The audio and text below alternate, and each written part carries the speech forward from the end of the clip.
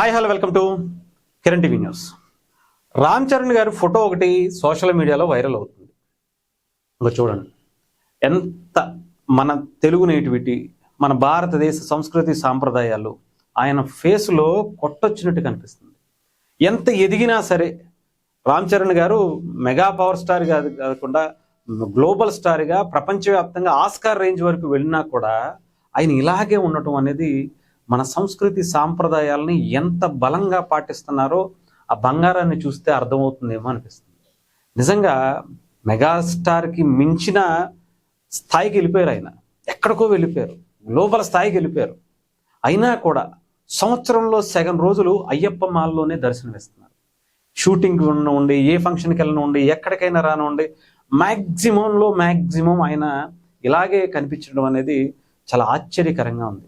ఎందుకంటే ఎందుకు ఏంటనేది కూడా ఒకసారి మీకు చెప్తాను. చాలామంది ఛత్రపతి శివాజీగా ఆయన అభిమానులు ఇలా చేసుకుంటున్నారు. కానీ ఈరోజు అల్లు శిరీష్ గారికి పెళ్లికి సంబంధించినటువంటి ఫంక్షన్లో రామ్ చరణ్ గారు, ఉపాసన గారు, అలాగే అల్లు అర్జున్ గారి ఫ్యామిలీ, అల్లు అరవింద్ గారి ఫ్యామిలీ అందరూ కూడా అక్కడ గెట్ టుగెదర్ అవ్వడం జరిగింది. ఒక కంప్లీట్గా ఒక పార్టీ మూడ్ అదంతా. అయినా కూడా రామ్ చరణ్ గారు చూడండి, రామ్ చరణ్ గారు అయ్యప్ప మాల్లోనే అక్కడికి వెళ్ళటమే కాకుండా ఇగో చెప్పులు లేకుండానే అక్కడికి వెళ్ళి వాళ్ళతో కలిసి కాసేపు స్పెండ్ చేసి వచ్చారు. ఎందుకంటే కుటుంబం బంధాలు ఎంత ముఖ్యమో చిరంజీవి గారు ఆయన కుటుంబం చాలా క్లారిటీగా తెలుస్తుంది. ఆయన ఆ కుటుంబ బంధాలకి ఇచ్చేటువంటి విలువ రామ్ చరణ్ గారు కూడా ఇలాంటి టైంలో కూడా ఇస్తారు.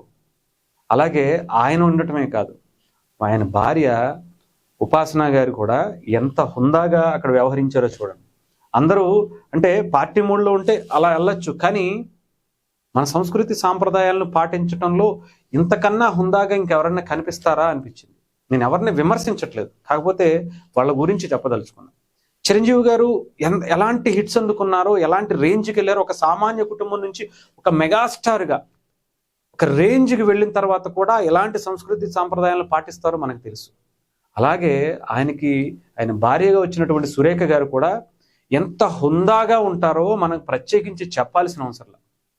మరి రామ్ చరణ్ గారు వాళ్ళ కొడుకు, ఓకే, ఆ విలువలు, ఆ చూసేటువంటి మానవత్వం కావచ్చు, భక్తి శ్రద్ధలు అన్నీ కూడా వాళ్ళ దగ్గర నుంచి వచ్చాయనుకోవచ్చు. కానీ పుట్టటమే గొప్ప కుటుంబంలో పుట్టినటువంటి మన ఉపాసన గారు కూడా అలాంటి విలువలనే కొనసాగిస్తున్నటువంటి పద్ధతికి ఉన్నారు అంటే డెఫినెట్గా ఆ ఇంట్లో ఉండేటువంటి పద్ధతులు, ఆ ఇంట్లో ఉండేటువంటి విలువలు, మన భారతదేశానికి సంబంధించినటువంటి సాంప్రదాయాల్ని ఎలా కొనసాగిస్తున్నారు అనేది ప్రత్యేకించి చెప్పాల్సిన అవసరం.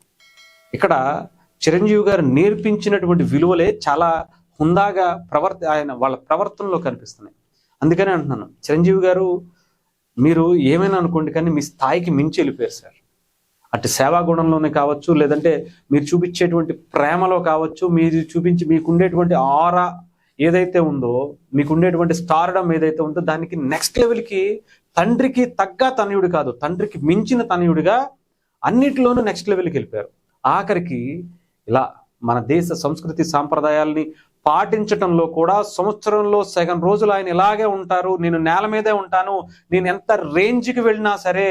మీరు ఒకసారి ఒక సందర్భంలో చెప్పారు, నేను ఒక మంచి విజయం అందుకోగానే నేల మీద పడుకుంటాను, నేనుంది నేల అని చెప్పి నిన్న నడిచినటువంటి నేలను గుర్తుపెట్టుకోవాలి అనేటువంటి భావంలో మీరు చెప్తా ఉంటారని విన్నాను. అదే బాటలో ఆయన కూడా ఎంత స్టార్డమ్ అవనండి, ఎంత స్టార్గా అవనండి, మన విలువలు తెలియాలంటే మనం నేల మీద ఉన్నాం అనేటువంటి ఒక భావన ప్రతినిత్యం కలగాలి అనేటువంటి భావనలో కనిపిస్తుంది. దాన్ని నెక్స్ట్ లెవెల్కి తీసుకెళ్ళిపోతున్నారు. ఇలా ఇన్ని రోజుల పాటు మాల్లో ఉంటూ ఒక ఆధ్యాత్మికతలోనే మునిగి తేలడం అనేది చాలా చాలా కష్టసాధ్యం, చాలా కష్టసాధ్యం. దాన్ని అలా ఆయన మెయింటైన్ చేసుకుంటూ ఇంకా ముందుకు తీసుకువెళ్తున్నారంటే హ్యాట్స్ ఆఫ్ చిరంజీవి గారికి చెప్పాలి. ఎందుకంటే ఆయన ఇచ్చినటువంటి ఆ స్ఫూర్తితోనే రామ్ చరణ్ గారి స్థాయికి వెళ్తున్నారు, నెక్స్ట్ లెవెల్కి తీసుకెళ్తున్నారని చెప్పాలి.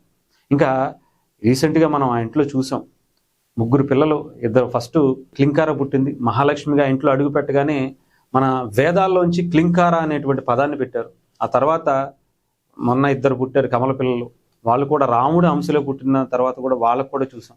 శివరామ్ అని చెప్పి పేరు పెట్టడం కావచ్చు, ఇంకొక పాప పేరు అమ్మవారికి సంబంధించినటువంటి ఒక శ్లోకం నుంచి మళ్ళీ ఇంకొక పేరు కూడా పెట్టడం కావచ్చు.